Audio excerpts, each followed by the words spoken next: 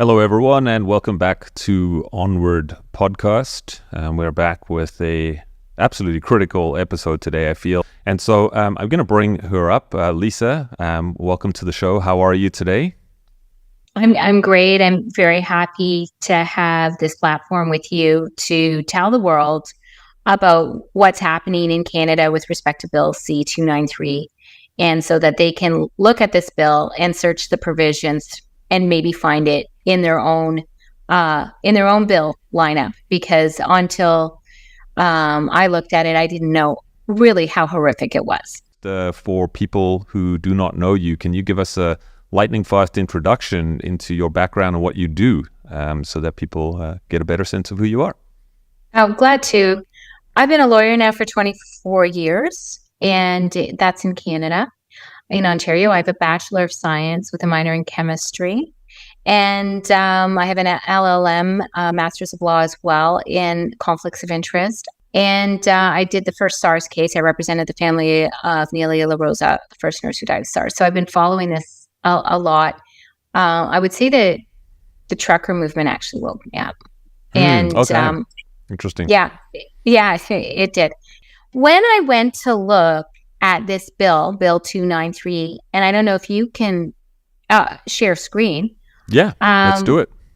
Let's do it. And we've got here Bill 293, an act respecting pandemic prevention and preparedness. The private members bill sponsor was none other than Mr. Gaslight Me himself, Nathaniel Erskine Smith. Okay, so he introduced this bill. He's not seeking re-election. Where I'd like to start, though, is some of the research that I did leading up to this bill that needs to give you a slight bit of context. Am I able to share screen? You are sharing right now, yeah. Great. So the 2005 International Health Regulations, there are these things called national focal points that needed to be appointed, and that requires back and forth cooperation with the WHO. Now, how close do you think that back and forth cooperation is over 20 years? You know, when we look at Theresa Tam, we think of her exclusively as Canada's public health officer, but in fact, she is also part of the WHO apparatus through the NFP designation system, and there's a huge potential for conflict of interest there. So I said, okay, well, who's the NFP for Canada? And so the Canadian NFP office is none other than 525 23rd Street, Northwest Washington, D.C., okay? So that's where our public health, or that's our NFP, or Satellite Office for the WHO, located in Canada. And then so I decided, well, what is the portfolio? That organization is PAHO, which is the Pan American Health Organization, World Health Organization. So, wow. That is an interesting organization that no one talked about during the pandemic. No, and so not at all, right? So your viewers might be seeing this for the first time. The health portfolio includes, and I'm just going to blow this up, like Canada's Food Inspection Agency. So, you know, when Canada's Food Inspection Agency says, you know, you've got bird flu or something, that's WHO. Right? This says that they're almost one and the same. Yeah, if I can pause for a second, you know, again, at time of recording, I mean, this is prior to the Mpox, you know, thing that's sort of like, I don't know, it's kind of burning out a little bit. You know, people need to remember that the bird flu thing is still going on in the background, right? I mean, there's been millions of birds culled around the world. There's a bird flu summit coming up at the beginning of October in the US. So, you know, bird flu is not going away. And one of the things, you know, there was a leaked video that I pushed out through Instagram with our public health officials in Canada, right? So Theresa Tam, PHAC, the vaccine experts, blah, blah, blah. And, you know, one of the things that they were saying is they need to, you know, the Food Inspection Agency is interesting because they were trying to figure out what the best way is to get to farms so that they could test everything on the farm, right? And so here we can see, no surprises, they're most likely going to be testing food as well, okay? Wastewater, all the other things. But I know we'll work our way into the One Health side of things because it's kind of where we're headed. Getting into. So yeah, again, totally. Winnie, let's think about how much this corners our health. Okay, Canadian Institute of Health Research. So do they fund the research that gets funded? Do they get to weigh in on that? These are all questions that your viewers can go in and look at PAO itself and delve into this. This is really deep, the idea of a massive conflict of interest, no independence, and an already embedded structure within our health departments and health portfolio. Health Canada, so they advise doctors on what the standard protocol is going to be for any given disease. So, wow, Health Canada is also the WHO. Then you get back to that funding issue with Gavi and Bill and Melinda Gates and the people who profit from pandemics and the pharmaceutical industry. So you get Health Canada telling the doctors, and we all trust Health Canada, don't we? Wow. And maybe seen for the very first time across even some of the most researched people in this area.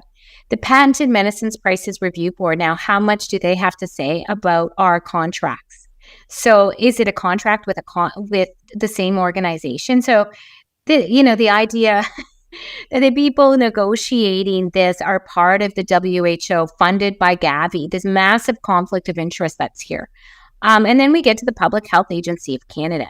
And so all of those advisors, those are part of the NFP over 20 some years. And you don't think they're embedded by now with the kind of money that's going around? So, wow, I was astounded. And I've done this very in depth for the US as well, if anyone in the US is needing to look through that. And I've published all the NFP offices on my Substack. If I can, if I can, the NFP, just to be crystal clear here, one of the things that I was talking about, just to sort of provide a broader context for people, when we were looking at the WHO and the IHR amendments and all the stuff that's been coming down the pipeline for the last 18 months, 2 years or so, one of the big topics of discussion was this whole idea around sovereignty, right? And so you had lawyers, I had roundtable discussions with lawyers for weeks on end to try and figure out what sovereignty actually meant. And so we sort of arrived at this conclusion where, you still have national sovereignty, right? So the WHO itself actually does not have authority on its member states. So if the WHO says, hey, everyone, you've all got to lock down, from a legal perspective, those countries don't have to lock down. However, they would still take the cues from the WHO and say, hey, based on the WHO recommendations, we should lock down, we should do this, we should do that, right? And one of the bones of contention was always people saying, oh, look, we still have national sovereignty, this is a big nothing burger, blah, blah, blah. Then I discovered that there was a potential for national IHR authorities, right? So this is these sort of satellite branches of the international health regulations that would be dotted around all of the member states. And this was the first sort of encroachment into the actual member states, right? So now what I'm understanding, and the reason why I bring that up, is we've got this here, which seems to me like we've actually been infiltrated for far longer than 20 years, 20 some years. Okay. And let's talk about the conflict of interest. So the people who are going to be agreeing with the WHO recommendations are all the people that we've just looked at. So, the embedded nature and the conflict of interest between that relationship, the fact that it's even in Washington, D.C., with the fact that they're already talking about global regionalization by putting PAHO or the WHO itself as part of the NFP and controlling this through a place in Washington, D.C. It's a massive conflict of interest.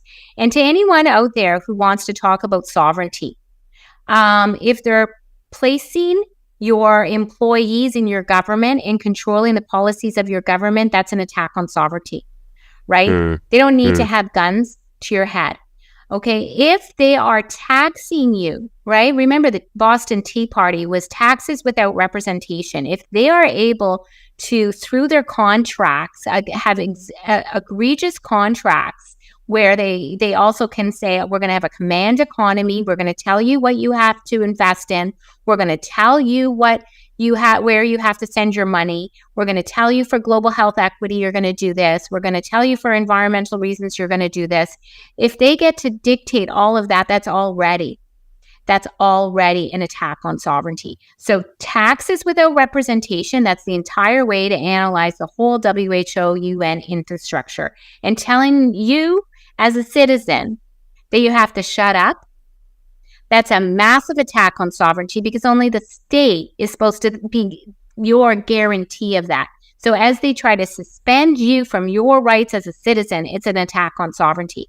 And so we may not have the traditional dialogue in law. And I think that that's purposefully been whittled out of our dialogue, the idea to have strong constitutional principles, strong ideas of jurisdiction, because the globalists have infiltrated everywhere. And that includes, we have globalist type judges, we have, globalist type professional bodies.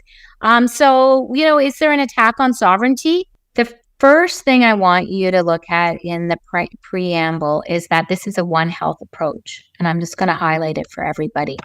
I'm trying not to highlight all of that. It's all good. Yeah. Ding, ding, ding, everyone. One Health approach. Ding, ding, ding. I mean, this is literally verbatim out of the World Health Organization. So be aware, right? Okay. So a lot of people think One Health just means the whole world is going to have the same health approach, and that's going to be great. And because then we'll be able to, smack down on these pandemics together in a One Health approach. But let's really look at the words, and it's emphasized a couple times in this act, and that the plan must do a One Health approach. It's multi-sectoral. So a lot of sectors. What sectors are not defined? Right? So any sector.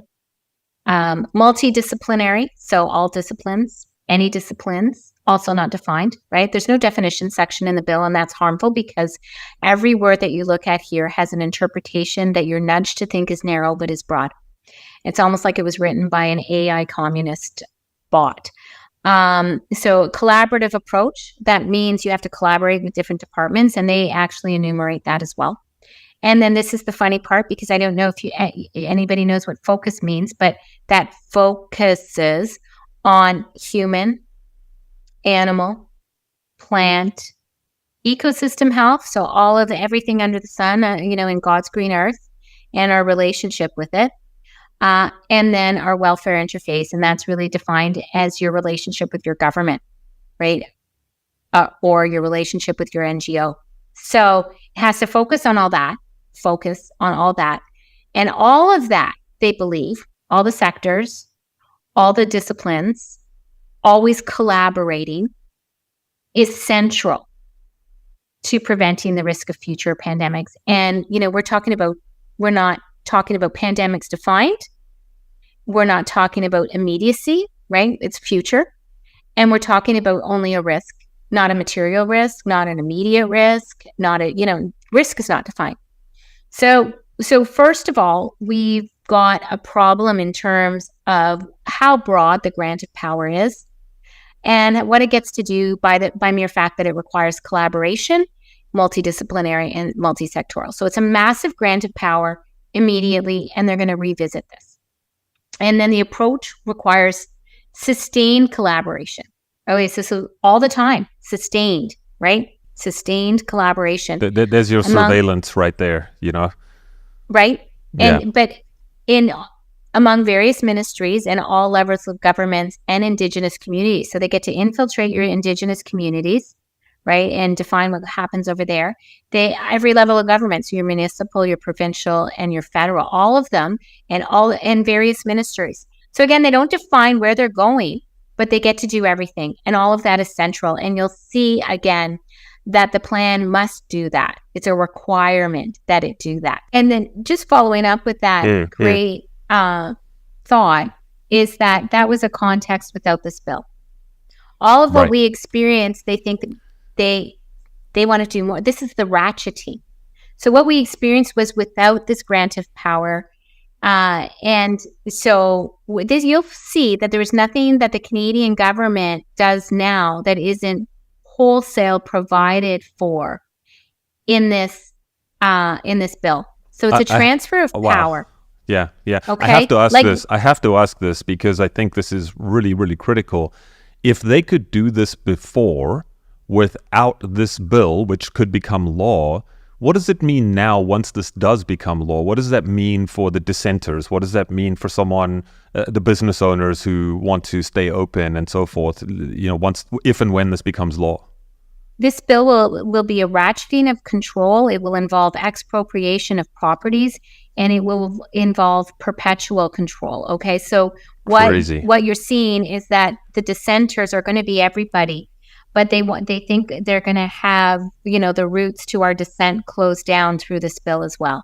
So I do not see a path to sovereignty, to a sovereign nation, to Canada with this bill.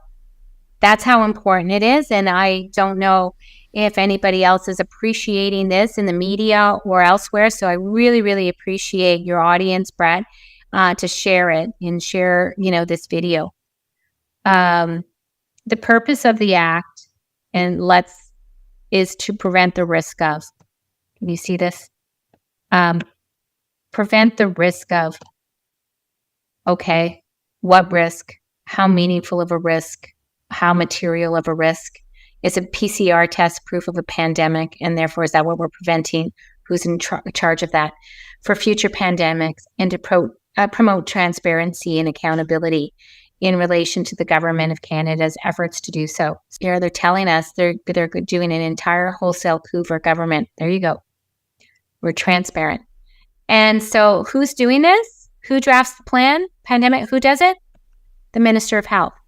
Oh boy. What did we find out through the national focal points and the satellite offices of the WHO? That they're already embedded, that there's a massive conflict of interest, that we actually do not have somebody independent in the Ministry of Health, right? So whose legislation is this? Who sponsored it? Nathaniel, I'd love to know whose legislation, where this came from. And now think of here, the minister once again could just have to believe that there's some type of risk or there's some type of threat, and boom, all of these things get implemented. Anyway. Safe and effective was a decree, right? It's a decree. It's a statutory decree. And for future review, there's an organization that does this in the EU that decides what acts have to be put in place in order to enable health by AI. That organization is TEHDAS.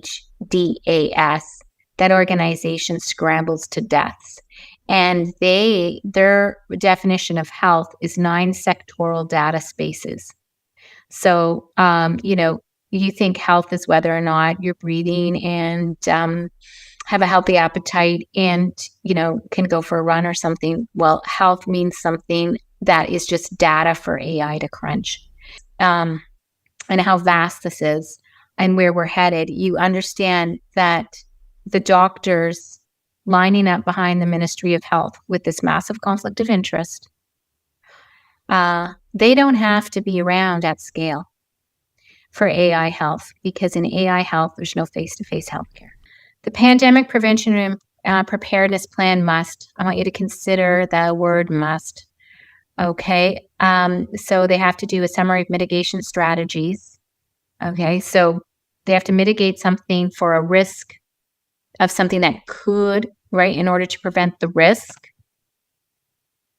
and prepare for disease outbreaks that could lead to pandemics, right? So no real necessity for a complete nexus. So they get this broad grant of power, and it doesn't have to be tenuously connected to anything. Identify the key drivers of pandemic risk and describe how Canadian activities, domestic and abroad, so contribute Why abroad? to the risk. What's up with that? Well, this is the viewpoint of the globalists is that we have no states. They want a post-state world. Okay. They want they want no borders. They want no states to protect citizens, and they want AI administration. Your new borders are your 15-minute cities. So that's the domestic and abroad. It's in the context of our current law. Canadians should be governed by the law where they're living. This is a grant of jurisdiction, and it's an extraterritorial jurisdiction grab. And they think that's mighty fine. All our the MPs that voted for this think that's mighty fine. This is a globalist view.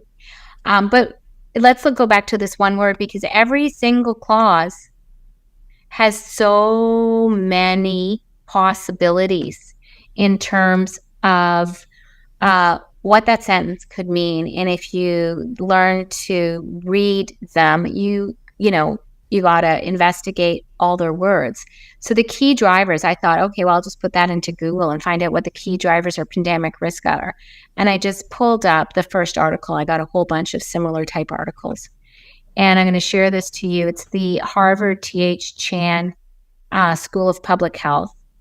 Okay. And what are the drivers of pandemic? And you're going to see that this is absolutely relevant for this act, right? Because, oh, well, there you go.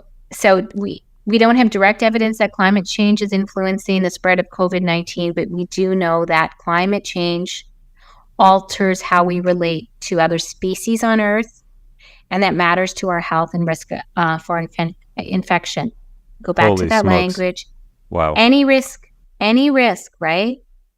They get to govern any risk, that ecosystem health, plants, animals. Okay, now these are the big brains. This is Harvard T. Chan. You're going to Harvard. This is public health. This is the ultimate snake den of globalism. And this is, okay, spend millions of dollars to send your kids here. As the planet heats up, animals, big and small, on land and in sea, are headed to the poles to get out of the heat. And I don't know about you, Brett. Anytime I'm lost in a city or I'm driving someplace and I don't know where to go, I just look outside. I say to the kids, hey, where are the animals beating? Oh, they're going that way? Okay, that must be north. Here's west, okay, or whatever. That means animals are coming into contact with other animals they normally wouldn't. That creates an opportunity for pathogens to get into new house. So that's Wow. how they view how tenuous the risk is. This, climate change causes pandemics. This is Harvard. This is the School of Public Health. This is who this plan is going to defer to. And I want you to remember all of this because it has direct provisions in our act that we're going to review. Many of the root causes of climate change also increase the risk of pandemics. Now, this key sentence here, everybody: deforestation, which occurs mostly for agricultural purposes. What causes deforestation, people? Agriculture. What feeds us? Agriculture. But what causes pandemics? Climate change and deforestation. What's bad? Deforestation. Okay, so what's bad? Agriculture. Loss of and agriculture is the largest cause of habitat loss worldwide. What's bad? Agriculture. So us eating? Food, exactly. Yeah, and the war on food has been going on for quite some time, same as the war on meat. I've spoken about that a lot. I get to go after climate change because of pandemics. That's deforestation, so that's agriculture. I go after your food. That is happening. Big brains. It's happening. Yeah, it's happening. Yeah, and you're going to see massive grants of power in our There's bill. your bird flu, by the way. Your culling of birds. You're right. Yeah. Loss of habitat forces animals to migrate, potentially contact other animals and people, and share germs. Large livestock farms can serve as a source of spillover. Less demand for animal meat, more sustainable animal husbandry could decrease emerging infections and decrease and lower greenhouse gas emissions. And so greenhouse gas emissions and air quality and air pollution is also there. So, anything, this is a war on GDP, this is a war on industry, anything that produces CO2 is also involved in the prevention of pandemics. So, right, this is... Yeah. Well, I just want to interject for 1 second, because when we were looking at the original IHR amendments, it was verbatim, like the same kind of language, right? So there was no clear definition of what constituted an emergency, and anything could have been an emergency, right? Air pollution was an emergency, climate change was an emergency, and so on and so forth. So, I think the reason why I bring that up is I want people to once again appreciate how all of this stuff is centralized and interconnected, right? So you're hearing the same language, the same policies, the same ideas coming from top-down organizations, coming from universities, coming from our government, et cetera, from public health agencies, right? It's a centralized message.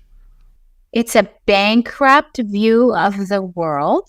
And when you look at One Health, it also has the idea that we're no better than a blade of grass. We're no better than a fox in the forest than a fish in the sea. And that's a plain satanic viewpoint. In fact, if you look those guys up, they'll say that humans are the worst animal. So this viewpoint that we have to worry about deforestation to reduce pandemics because pandemics are bad. So agriculture is bad. So we have to reduce agriculture. So we have to reduce eating. Like, at what point are we throwing out the baby with the bathwater? At what point does this become so incredibly morally corrupt and untenable? And that's their logic. And that's Harvard. And that's this bill as we go through it. So they get to identify. People who all believe this way get to identify the key drivers of pandemic risk, and I just found them, and describe how Canadian activities, domestic and abroad, so I guess if you're eating abroad, that's also bad, contribute to the risk. It just doesn't have to materially contribute, not even reasonably contribute. It has to contribute. Like ideologically, right? Like from an idea perspective. Yeah. Yeah. It's, so, and then the next one immediately, we're talking about sustained collaboration. Sustained, remember, means all the time collaboration. So this is a method to embed these employees, these viewpoints, and this philosophy into what? Between the Minister of Health and provincial governments, Indigenous communities. So, hey, Indigenous communities, the WHO is going in and embedding itself into your communities as well. So all your provincial governments, in the development of a plan in order to align approaches. So everything has to smooth out. We all have to align all the approaches in order to remember where they're going with this after everything and address Sorry, if I can interject here, I just want to draw people's attention to something else in case you don't know. I have a podcast in the bag and I'm sort of debating whether to release it or not, or how to release it or what. But it's all about UNDRIP, okay? So if you haven't heard of UNDRIP, exactly as it's spelt, UN and then DRIP, D-R-I-P. UNDRIP is the United Nations Declaration of Rights of Indigenous People, okay?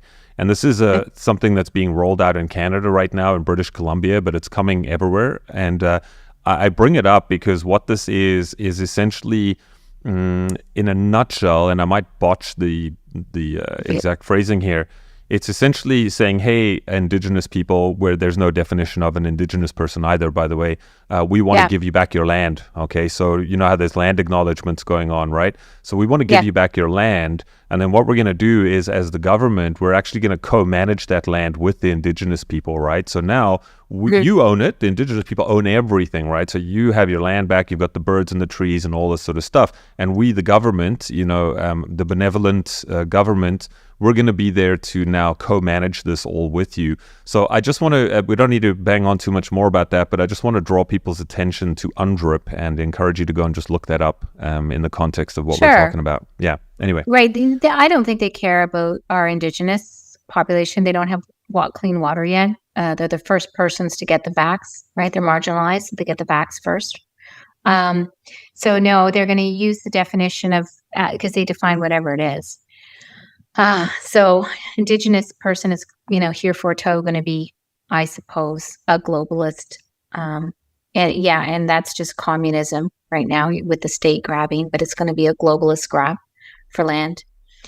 So to smooth out, remember we were talking about the plan in order to align approaches, sustained collaboration, so all the time collaboration with all of these organizations, and address jurisdictional challenges in respect of the collection and sharing of data.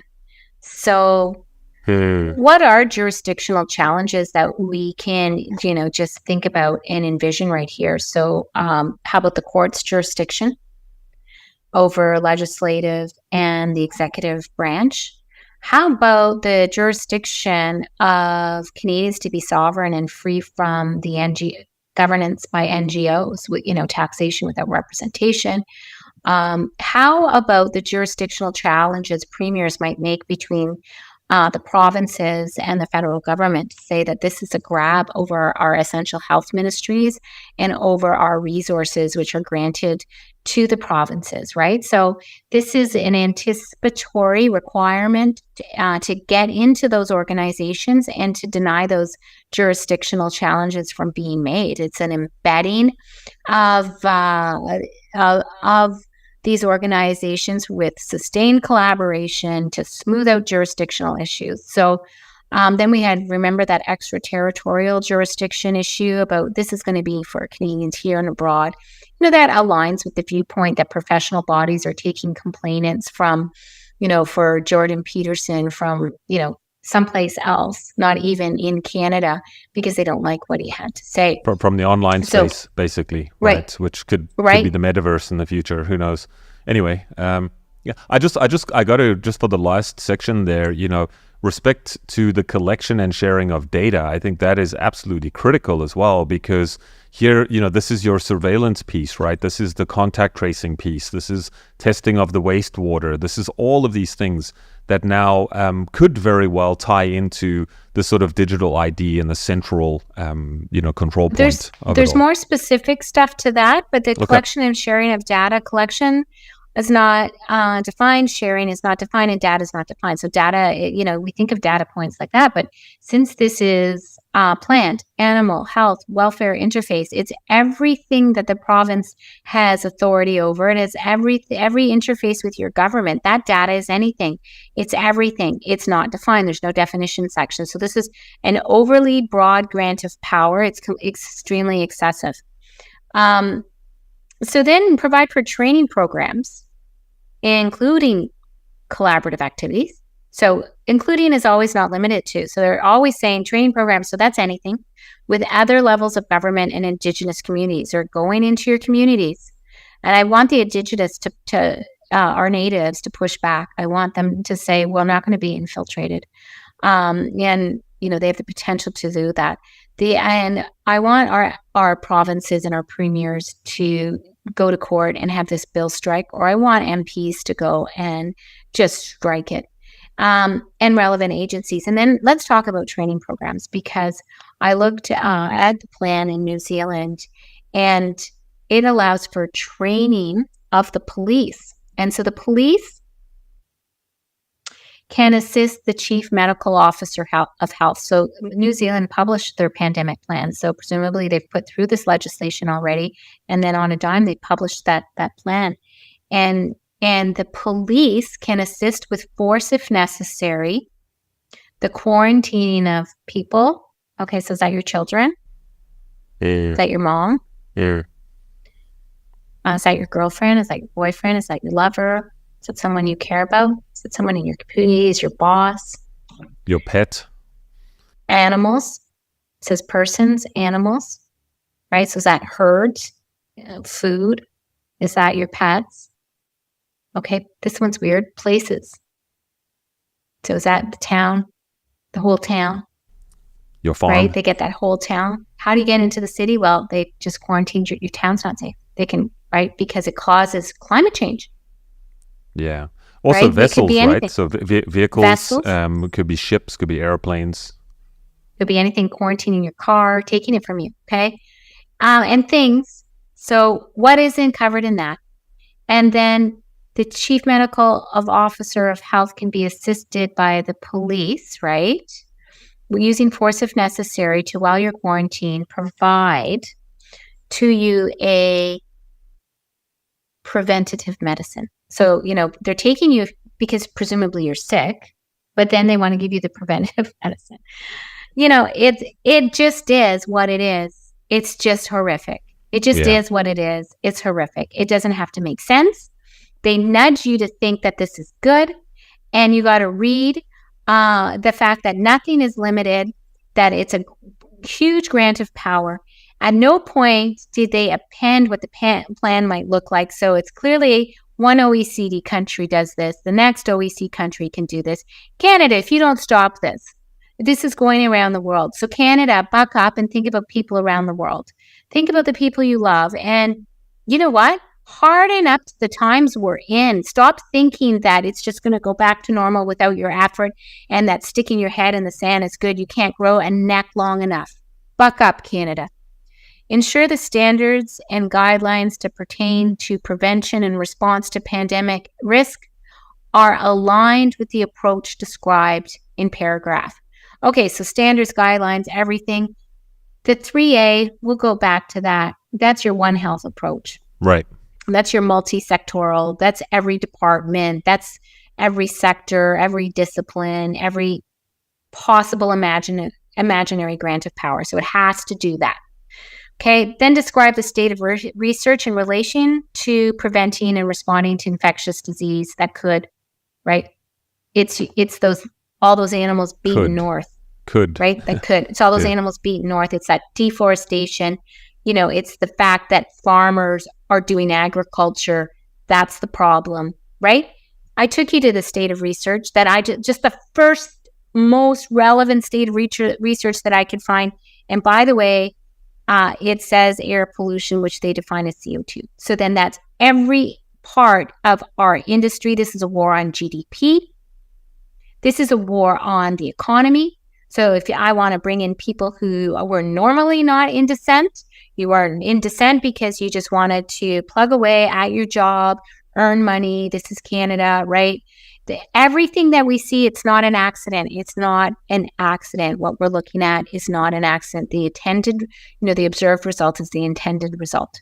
So yeah, this is essentially a neo-Marxist agenda. Is really, in a nutshell. The way and maybe that's the wrong word. There should be probably a technocracy piece thrown into the mix there as well.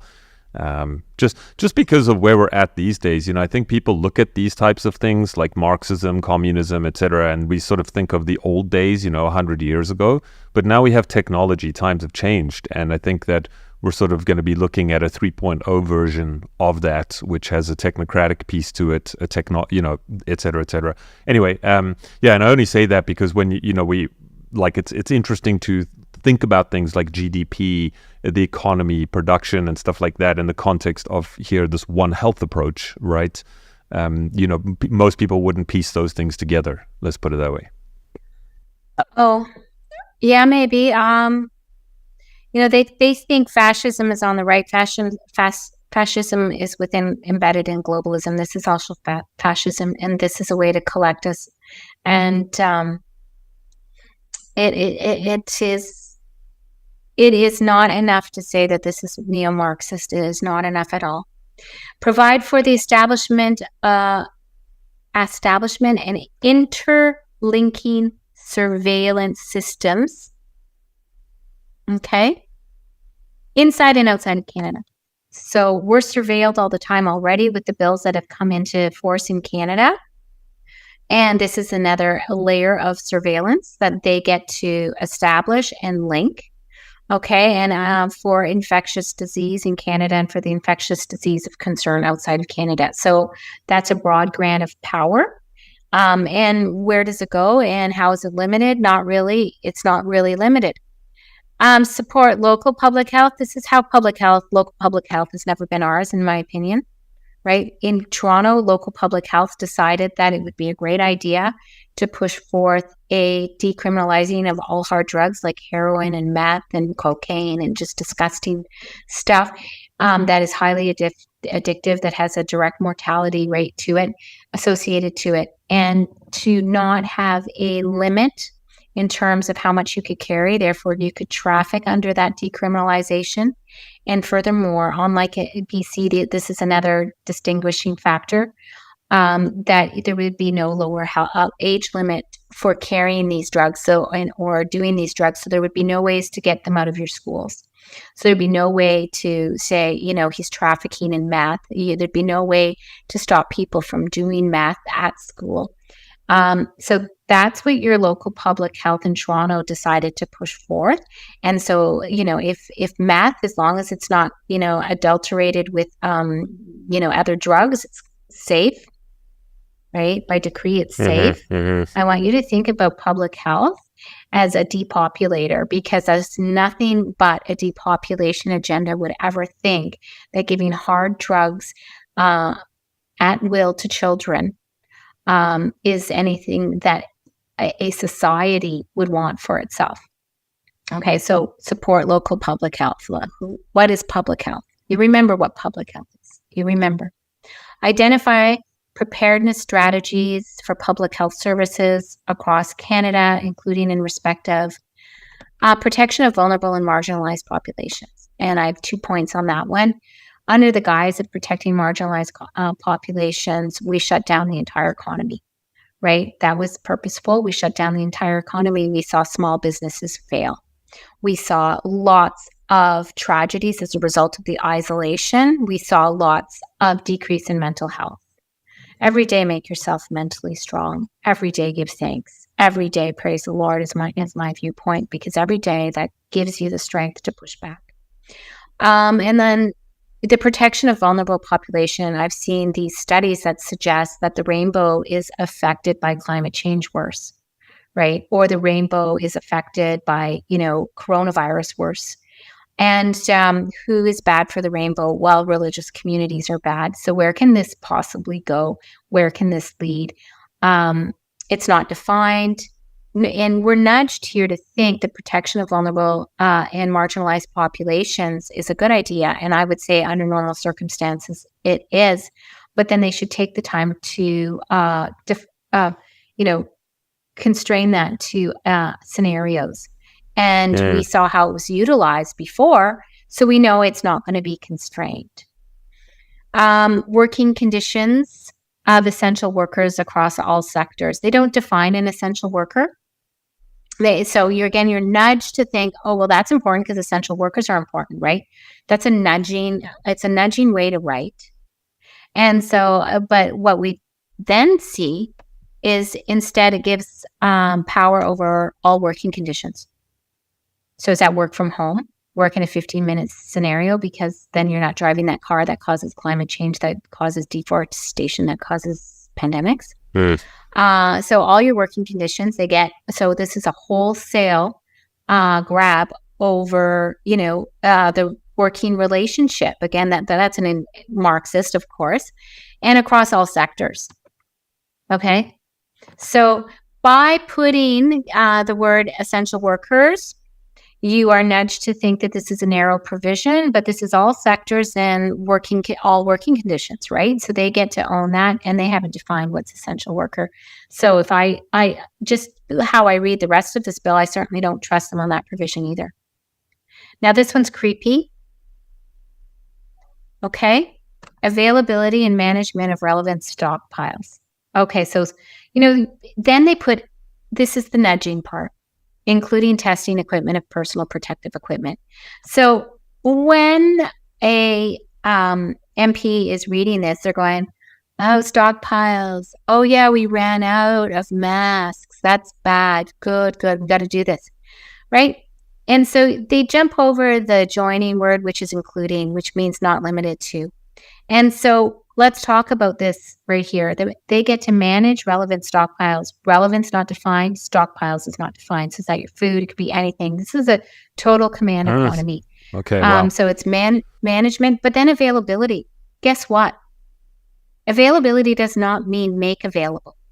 So when you got to read, because I negotiated very big agreements between very large parties on behalf of my clients before. And your job as a corporate lawyer when you're doing that is, I was in-house in the auto sector and in tech and in telecom. When you're doing that, your job is to narrow what the possible negative interpretations against your client could possibly be. So availability does not mean to make available, but it could mean to make not available. Right? The availability of relevant stockpiles. This is your government having control over everything that is a One Health approach, right? So rationing, like rationing could be something?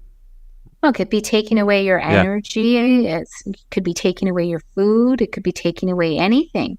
Doesn't mean it's providing for it. Doesn't mean you're going to have gas in your car. It could be taking away. Availability could be make not available. Management. They get to manage it all.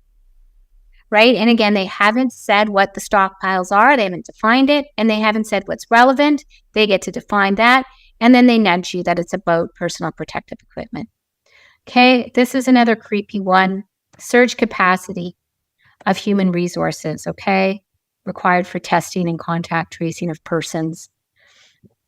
Okay, because the training stuff that I'm seeing come out of Florida is that they're training paramedics and fire men and women and to do vaccinations, to deal with mass death, casualties, etc. So the surge capacity is directly taking everybody who's in our auxiliary civil authority scenario and bringing them into pandemics for mass death.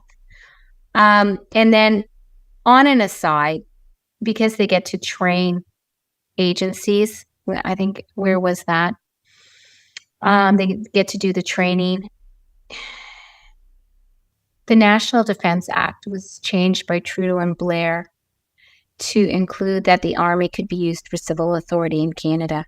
So for the first time ever, that was in the spring. I saw it on X. The announcement was done on X. Trudeau himself came up. I can forward after this, right? Okay, wow. And that announcement was made, and one of the questions, like, why was this done? And then Blair came up.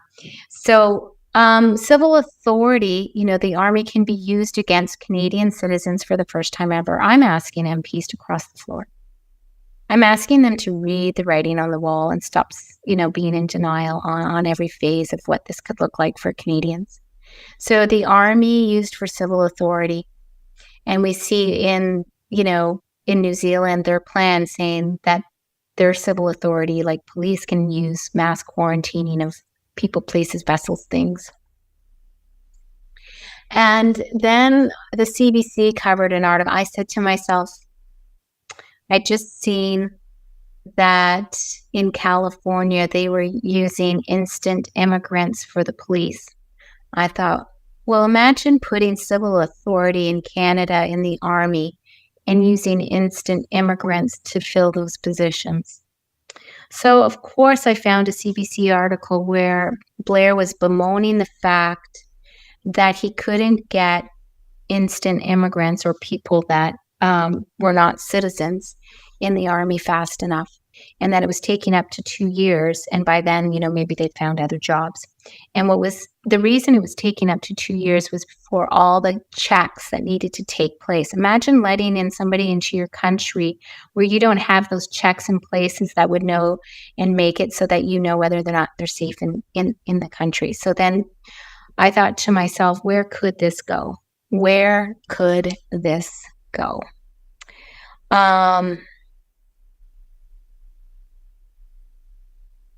This is another one that they get to communicate the risk of to the public.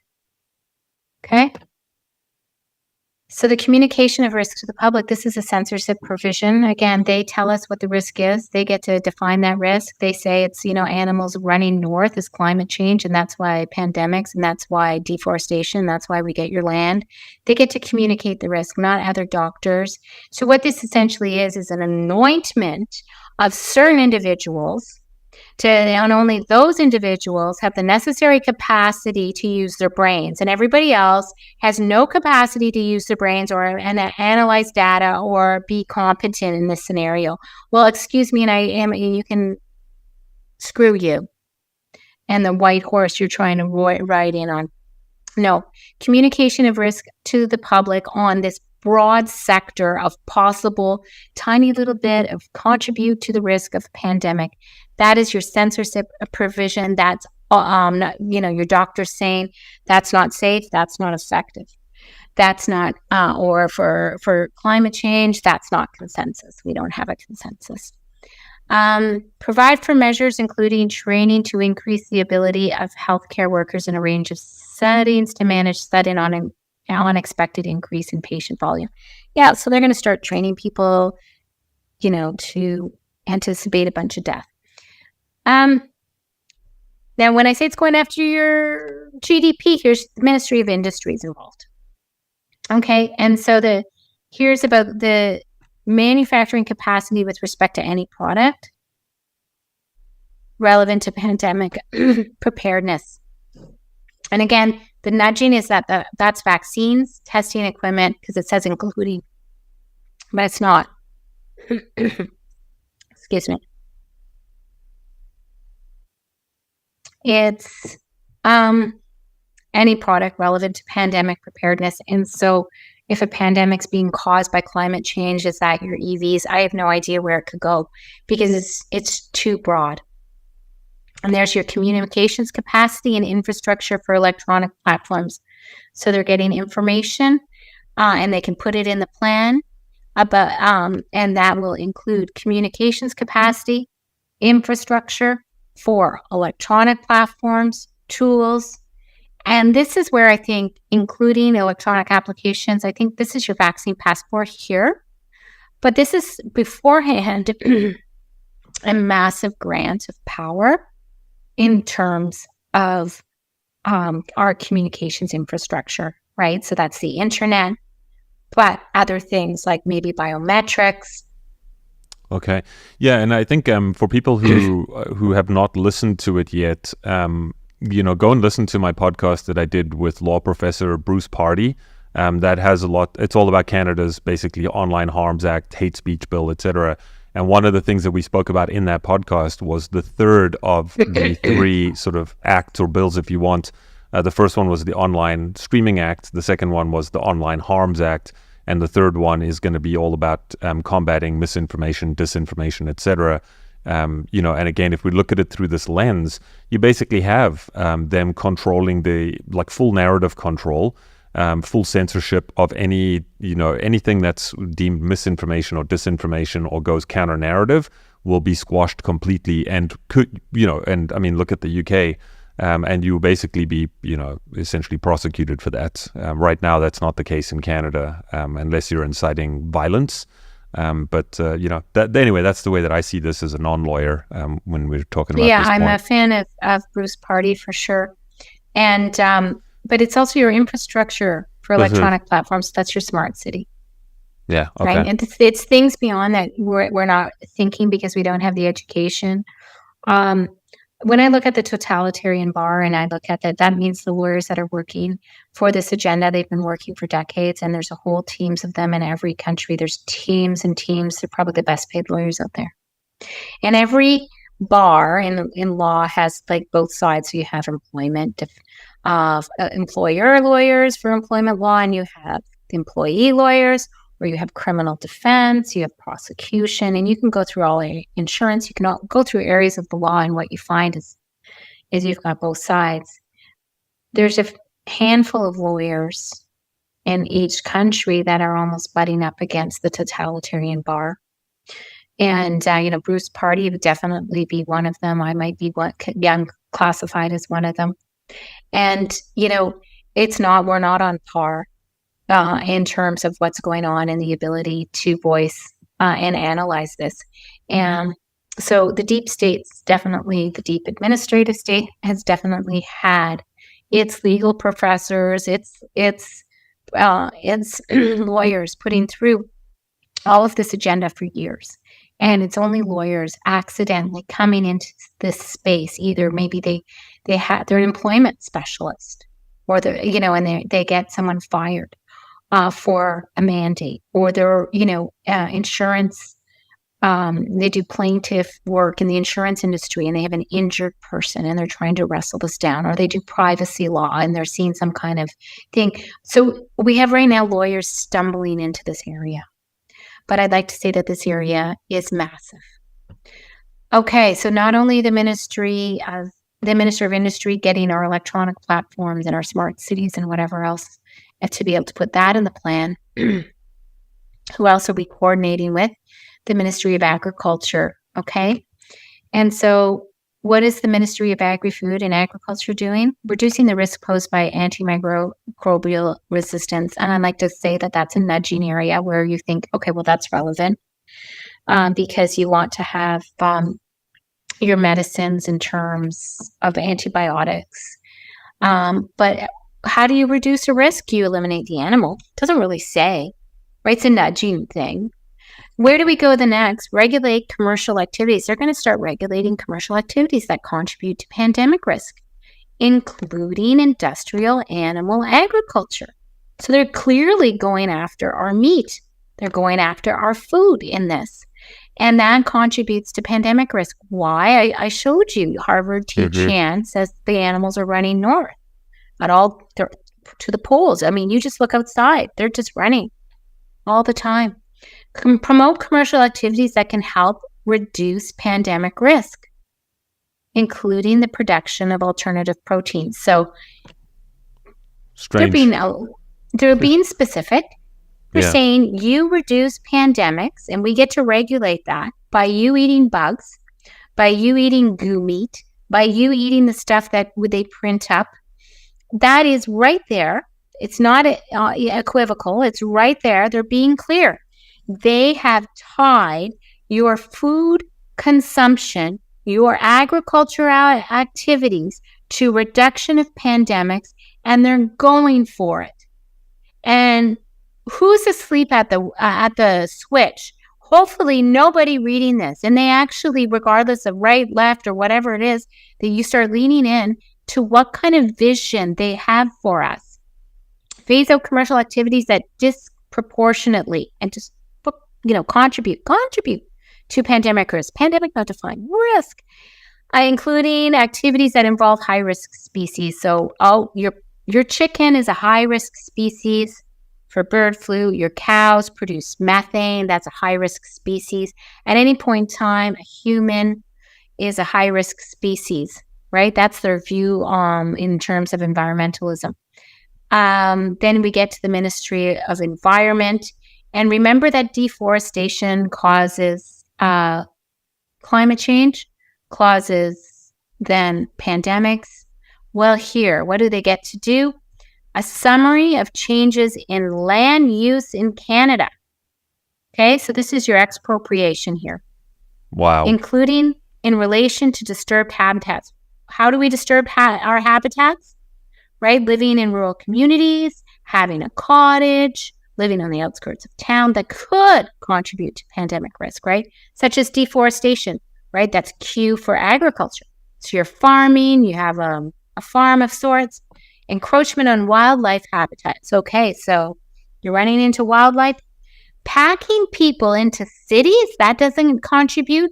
Now remember, we're not looking at tier 1, 2, 3, 4 labs. We're not looking at conflicts of interest between Gavi and the WHO that make pandemics profitable. We're not looking into the power grab that this is. We're looking at where you live. But end urbanization so they can make land use changes on how you live in the city. And they're doing with that right now in Winnipeg, if you're following it on the Plan 2050, which is being implemented in 2025. Okay, they're doing that in Calgary. And I think Calgary. I think in Edmonton as well. In Edmonton? I think in Edmonton. I have to just interject because, the year before, it was like 18 months ago now, probably, on my previous podcast, I actually did a full interview with folks out in Alberta about land use changes and the bylaws that they were changing. So it's kind of interesting for me to see this now in a Pandemic Preparedness Act, knowing the history of it, right? Because what they were experiencing was basically changes to the bylaws. If you want to erect any structure, so even if it's a 1 foot by 6 foot chicken coop, you need a permit for that. And then if you and you could just keep going, right? If you want to repair your fence, you need a permit for everything. And then it turns out that what would happen is, if you didn't pay for the permit, or if they came around, so they could just come willy-nilly and inspect your land, and if there were no permits or whatever, they would fine you, right? But the fines were attached to your property taxes. So if you didn't pay the fine, then they could seize your property based on that, right? So I think it's kind of crazy for me to read this, like having done an interview like that probably 18 months, almost 2 years ago now, And it ties in not necessarily directly with the UNDRIP stuff, but I think that, this whole idea when you start talking about expropriation of land and property and stuff like that, people start going, the eyeballs roll and they're like, well, it's a little bit out there. But, you kind of start reading this and it's like, Well, out there. in It's there. right here. I know, that's what I mean. That's exactly it's it. right here. Yeah. People don't want to believe that this stuff is even possible here in Canada. You know what I mean? They just don't want to believe that this is happening or even remotely possible. But here we see it in the government documents. You know. Yeah. That's just denialism. Yeah. That's just denialism. Okay, and then it goes. The Ministry of Environment can take steps to reduce risks of commercial wildlife trade in Canada and abroad. So I don't know, is that reducing all meat, right? And when we have no meat, do we have replacements like B12? So your commercial wildlife trade, again, that's just not defined. Are the Hutterites or Mennonites, is that their way of living, right? Where they sell you. Sort of, I can back up one step there, Lisa. You left that out, but I think I just want to highlight it, including measures to regulate or phase out live animal markets. So I live in a rural town, and we've got a fall fair coming up, and people bring animals. They actually will trade animals between one another. There's farmers markets and stuff like that for actual farmers. I'm not talking about for people like us who might just go to the farmers market to purchase food. There's actually markets where farmers will sell animals back and forth. So I find that interesting as well, to phase out live animal markets. I find in Canada, really we're talking horrific. about. But also abroad, right? Yeah. That's again that overreach, right? Yeah. Wherever you are, if you're eating meat. A summary of the measures of the Ministry of Environment takes to protect global biodiversity and halt and reverse global deforestation. So how do I teach you to read that? Deforestation is agriculture. So we have to halt and reverse global deforestation. So we have to halt global agriculture. So how are we doing that? How are we protecting them? Are we taking those people and hauling them into their cities?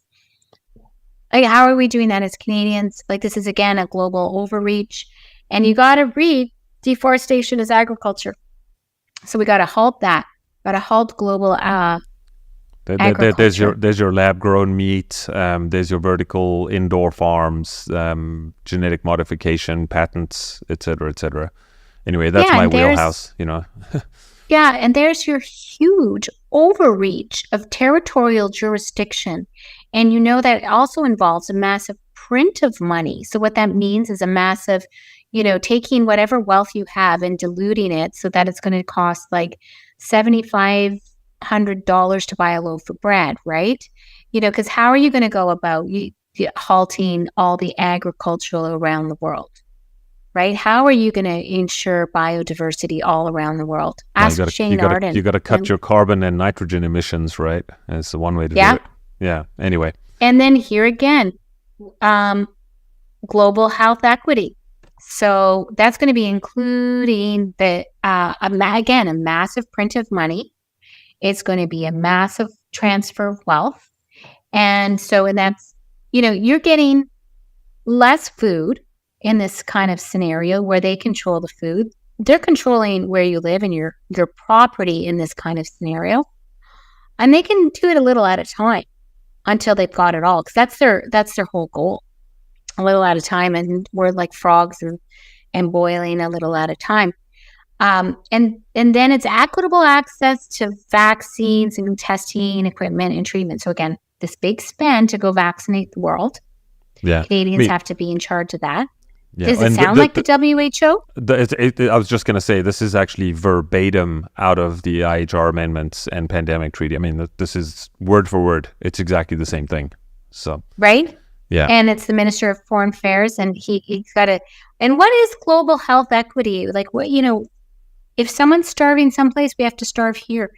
I want to talk about diversity, equity, and inclusion, because equity is the same result, and even implied, this is about communism. Well, the same result is all the same number of calories a day. The same result is, same footprint that you have. Equity, therefore, is Stalin. It's equal starvation. It's the Holocaust in terms of all those in there were worked to the same level, to death. And if you have a moral program called equity that can rule out its worst iteration, that definition for equity fits its worst iteration in its worst version of mankind, then therefore it can never be called a moral program. And so, it's not only morally bankrupt, but it's nudging to the type of population that likes to work alongside social justice and to advance rights. So what they're doing is they're nudging that it's similar to free speech, but it's not. They're nudging that it's similar to rights, that it's not, because they think it's advancing, certain people's interest. All it does is own social justice so that you're looking in the rearview mirror to address wrongs that occurred in the past without recognizing the wrongs that are occurring right now, and without recognizing the work that you need to do to address those wrongs. So it's like the hordes are moving on the front, right? And they're advancing, right, with CBDC, with smart city infrastructure, with taking away your land, and you think you're part of the DII special group. And so you're neutralized from working towards that power grab, and you're owned by the social justice that power owns, right? Power doesn't own social justice. I've always worked for the little guy. And so what happens with the little guy is the little guy has to scream and scream and really to get anywhere in the world against Goliath, that David has to fight. It's never awarded.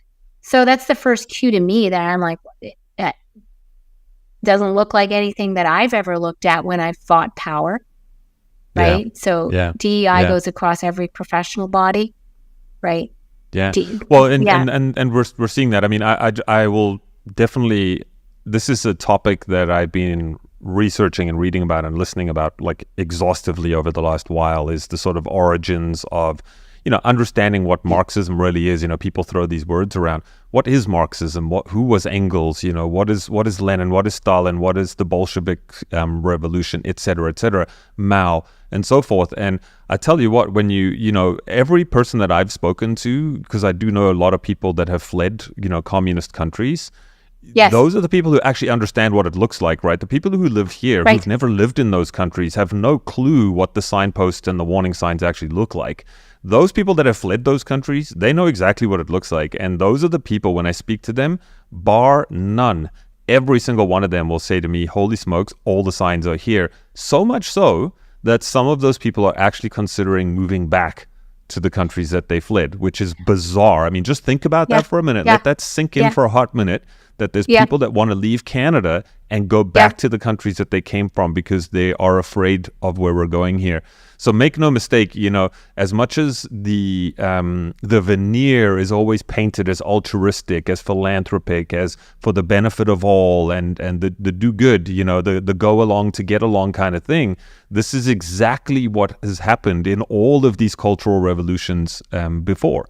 And, so while history might not always repeat, it often rhymes. And I feel like a lot of what we're seeing now is exactly that. This is why I keep coming back to this idea of a 3.0 or a 2.0 or something. It's a new version of what has happened prior. And that's just because we're living in a different time. So, when I hear things like equitable access and, these are all just like code words, essentially, for... Yeah, they nudge us to think that the facsimile of DEI is equivalent to or better than free speech, the Charter rights, the Bill of Rights, right, and our inalienable freedoms. But what we're seeing is an omnipotent power that's assembling in the breach, while those who are the proponents of DEI are fighting those on the right who fight power. So real power is being fought here. And, we have to fight this. Yeah, it's also, there's another sort of ideological underpinning, if you will, and it's this whole idea, if you look at the education system, if you look at the way the world is gone, we've sort of been like... indoctrinated, if you will, that the only person who's coming to save you is an authority figure, right? So we have to constantly appeal to authority to come and save us, right? And this is where we are right now. So it's like, oh my gosh, look, there's all of these bad people online that are spreading hate speech and whatnot. But don't worry, your benevolent government will come along, we will police them, we'll take care of them, right? And so, when you extrapolate that onto all other areas, that's exactly what's going on, is this centralization of power by the state to essentially monitor, control, and police every aspect of our lives, all under the guise of safety, equity, et cetera, et cetera. So anyway, not to derail our conversation too much further, Lisa, I want to get back into the bill here. And so in consultation with relevant ministries, a summary of key cooperative measures or agreements on disease outbreak prevention and preparedness between the Government of Canada, other foreign governments, and key international organizations, including the WHO, United Nations Environmental Program, the World Health Organization for Animal Health, and the Food and Agricultural Organization for the United Nations. So I want to unpack that for you a couple different ways. The first is, so the Minister of Health, and the relevant ministers can have a cooperative measure. That's not an agreement. That's not a treaty. That could be an internal memo. That could be a memo to file. That could be a cooperative measure. It doesn't need to be published. It doesn't need to be shown to anyone. It doesn't need to have any kind of behind the, in front and center to Canadians. So a cooperative measure is a very, very loosey-goosey. So the Minister of Health, who we already know is, embedded by the WHO, can have an agreement with who? Or have a cooperative measure with who? The Government of Canada. So just right there, the Government of Canada can have a memo with the Government of Canada to do all kinds of other things that aren't defined in here.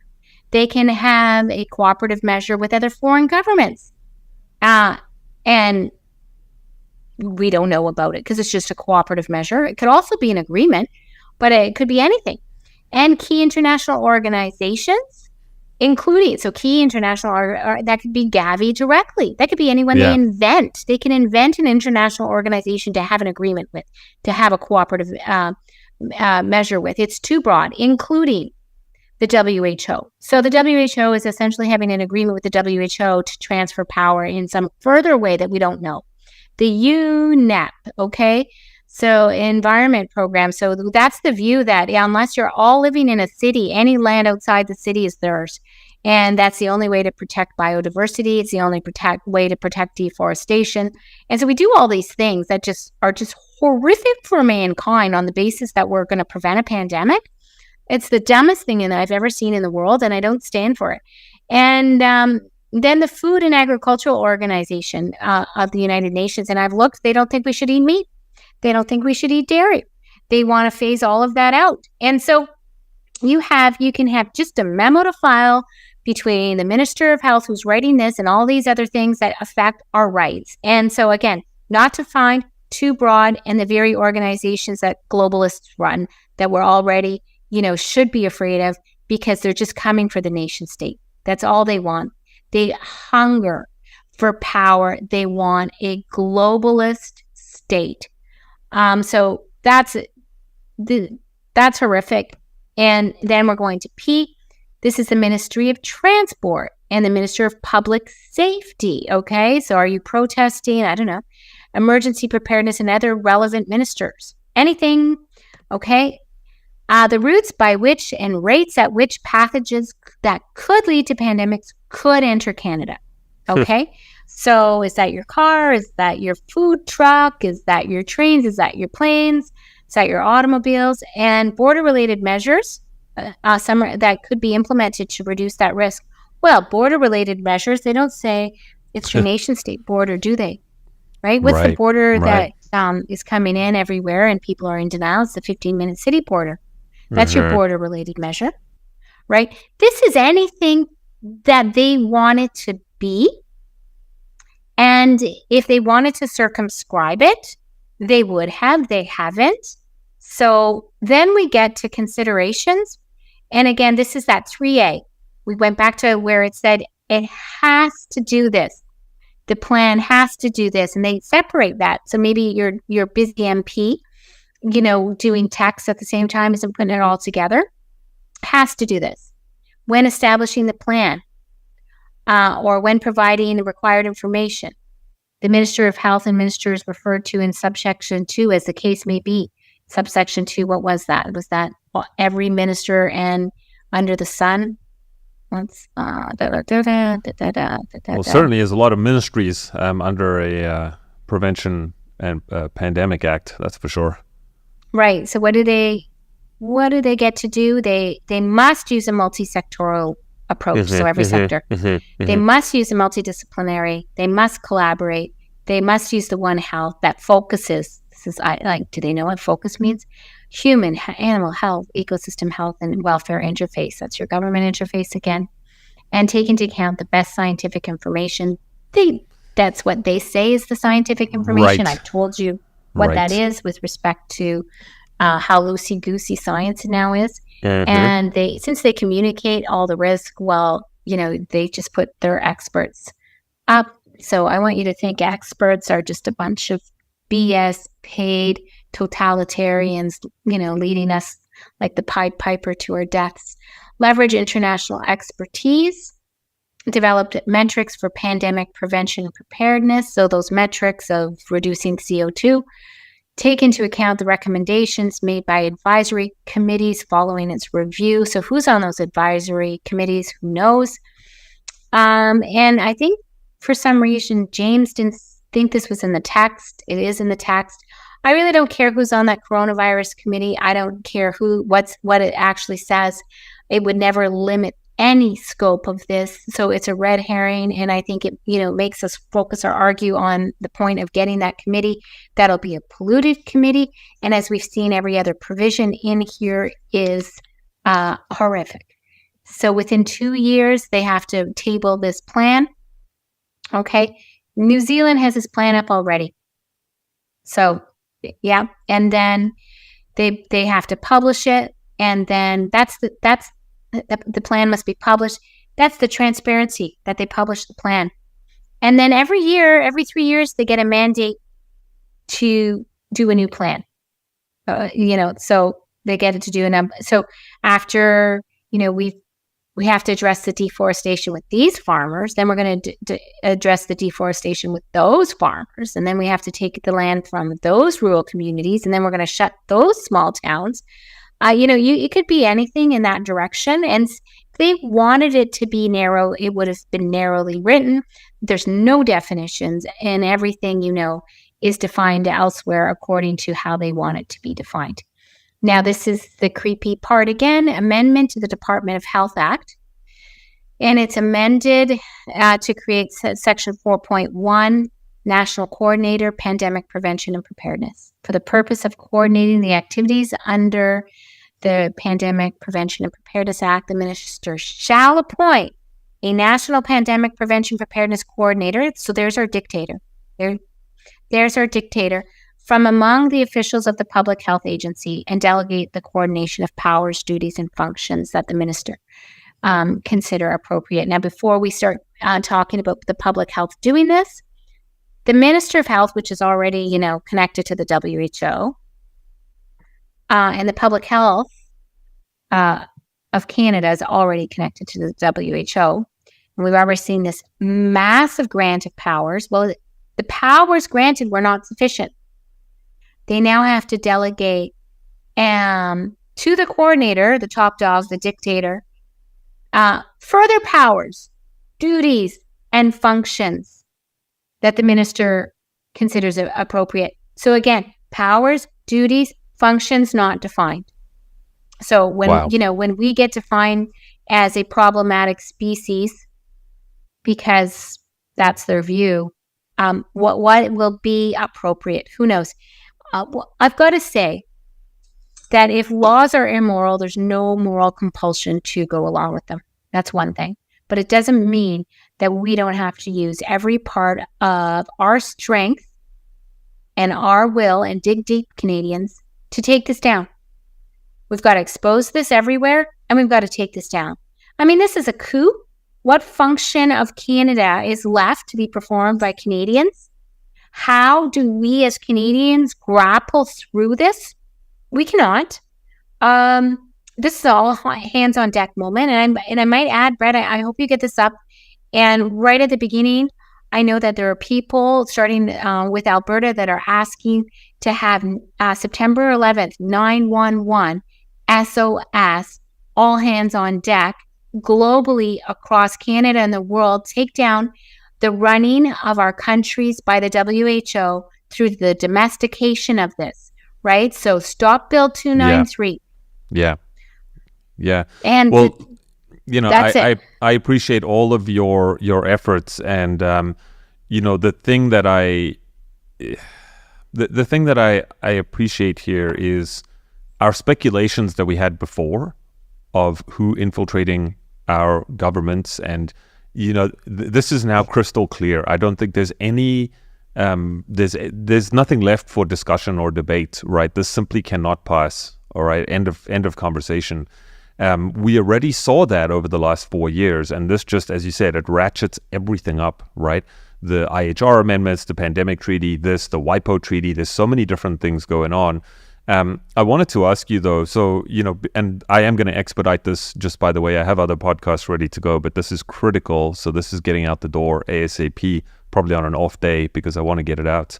But, you know, hypothetically here, so what happens next? Okay, so they open up Parliament September 17th, and this goes back for discussion. Like, what are we looking at down the road? It goes to the Senate for second reading? It's at the Senate. We're asking the Senate to defeat it. Canadians en masse have to ask the Senate to defeat it. I did a public letter to every MP and every member of Senate. I'll send you my draft of that. Please. There's a place where you can, I've also drafted a more narrower letter that people can send automatic to all their MLAs so that they can put their name to it. But they have to do these additional things. We don't want Bill 293 to pass and then say, look at Lisa's Substack. One of my readers in Substack took my letter and did it in AI, and then have an AI reading of my letter. So you could just attach that Rumble link. There's lots of different things in terms Canadians have to tell other moderate Canadians that this is an attack on GDP. This is an attack on our debt, right? Everything. Because they're going to be printing money. It's expropriation. It's a command economy. It's our communication structure. It talks about our food. It is everything. And so if people don't know how to identify a coup, this is it. Oh, this is it. This is it. Yeah. I want to just come back to what I was saying, and let's just sort of, we've obviously painted worst case scenario here as well as best case, but worst case scenario, I'm curious to know about timelines, right? So, they go back to Parliament, it goes through reading, et cetera. Let's say, let's paint the worst case scenario, right? This comes to pass and it becomes law. What's the timeline for that? Are we looking at a year? Are we looking for 18 months, 30 days? I don't know how they'll fast track the reading of it. Okay. What I can say is if New Zealand did, and we're looking at all these training exercises going forth in October, then we're looking really at a 2025 launch of the next pandemic, essentially, right? Launch. Or sooner. Yeah. I love that you use that word, because that's exactly what it is, right? Yeah. Anyway, could be sooner. Or could be sooner. Yeah. Or could be sooner. I'm a person who believes in hope, and that one of the reasons they want to corner communication so much is that they want to corner our ability to dissect information. And so they want to shut down thinkers that can think past them and enable and empower the rest of society to push back. If you only hear, one information, after a while, that's what you think is true. And so you don't have the ability to be in dissent. But once people hear truth, right? Is it St. Thomas Aquinas? The truth needs no defense. just let it. Stands on its own. Yeah. Yeah. It's a lion. It needs no defense. So I think people need to hear truth, and that's why they need to corner every risk and every communication of risk and every method on which we can share our risk, right? By controlling all these online harms act.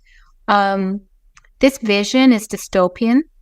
And so why would we say, okay, they have this dystopian vision, let's give them a pass? Premiers, you can talk to your premiers. Your premiers can ask to have this struck preemptively.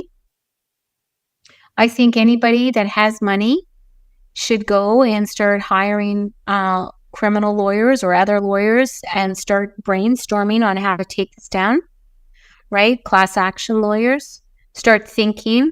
And it doesn't matter that the lawyer on the other side might be woke or whatever. I think lawyers like to win. And I also think that most people on the other side have a level of denial or have a level of knowledge that is insufficient, that they just don't understand.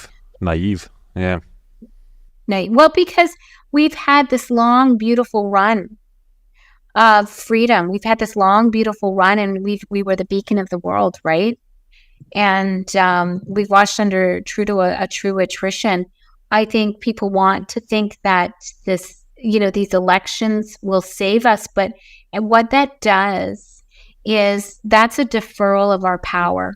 We have Bingo. an immense amount of personal power, and waiting for a solution that comes in the form of a conservative government or, a certain leader in the US or a certain leader in Canada, that is a deferral of our personal power. The thing that they are most afraid of is us organizing amongst ourselves and to organize to defeat this. We can do that. I totally believe that. That is the people power. We can organize.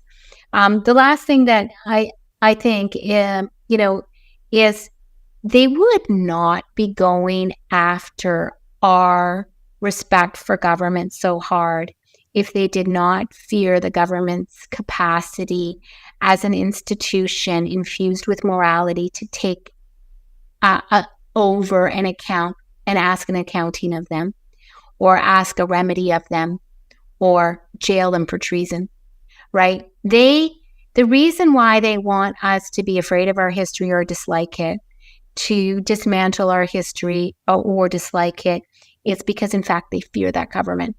They fear the power of that government coming in and holding them to account. And that is quite empowering. Now, you think about that. That means they want us to give up on our government. They want us to give up on our institutions. We are the ones that infuse those institutions with morality. Nobody else. We do. We are the people. We infuse every institution of morality, and we can take them back. We can take them back almost instantly by no more lying about what it is that we see, no more pretending about what it is we see to get along with other people. By simply stating the facts, we can infuse all our institutions back with morality, and we can demand them. I firmly believe that. Well, I love that. Thank you. Thank you for that. And it does paint a hopeful scenario. And you're not the first person to echo those kinds of words, right? And that sentiment. If the institutions are corrupt and we have no more faith and trust in them, then I've heard others say that we need to become those institutions once again, right? And that goes from school boards to universities to everywhere else. So on that note, I think let's wrap it up. Lisa, thank you so much for your time today and for your expertise in sort of dissecting all of this for us.